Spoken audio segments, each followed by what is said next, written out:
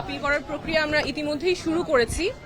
কারণ হিসেবে যেটা নির্বাচন কমিশন বলেছে, আপনারা জানেন যে স্বতন্ত্র প্রার্থীর জন্য বিধি অনুযায়ী 1% ভোটারের স্বাক্ষর নিতে হয়। সেই 1% ভোটারের সংখ্যা যা হয় তার চেয়ে আমরা বেশি স্বাক্ষর সাবমিট করেছি, প্রায় 200-র মতো বেশি ছিল। সেখান থেকে ওনারা দৈবচয়নের মাধ্যমে 10 জনের ভেরিফিকেশন করতে গিয়েছেন, সত্যতা যাচাই করতে গিয়েছেন। সেখানে 8 জনের ওনারা তথ্য সঠিক পেয়েছেন।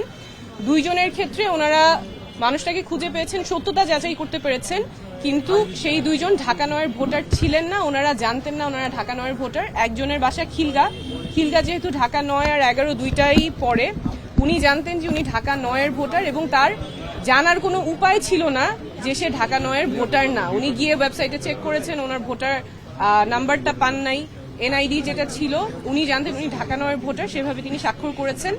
আরেকজন যার ব্যতিক্রমে এসেছে, তার কাছেও যে হার্ড কপি আছে এনআইডির, সেই এনআইডির ঠিকানা অনুযায়ী উনিও ঢাকা 9-এর ভোটার। All time Roma. Taste it, love it. কিন্তু নির্বাচন কমিশনের কাছে তথ্য আছে যে তিনি ঢাকা 9-এর ভোটার না, সেটাও তার জানার কোনো উপায় ছিল না।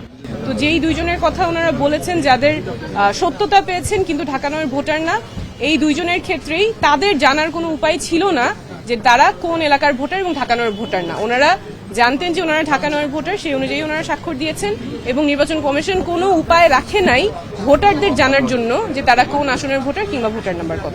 অবশ্যই আশাবাদী বলেই তো আমরা মাঠে আছি। আমাদের যেই যাত্রা, আমাদের যে লড়াই, স্বচ্ছতা জবাবদিহিতার রাজনীতির লড়াই, এটা জারি থাকবে। অবশ্যই চ্যালেঞ্জ তো আছে, এই যে যেমন আজকে এই যেটা চ্যালেঞ্জ হলো, আসলে আমাদের তো রাইট টু ইনফরমেশন ওভাবে থাকে না।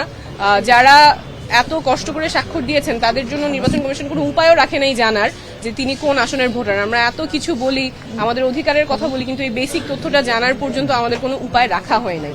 অবশ্যই চ্যালেঞ্জ আছে, তার সাথে অনেক পজিটিভও আছে।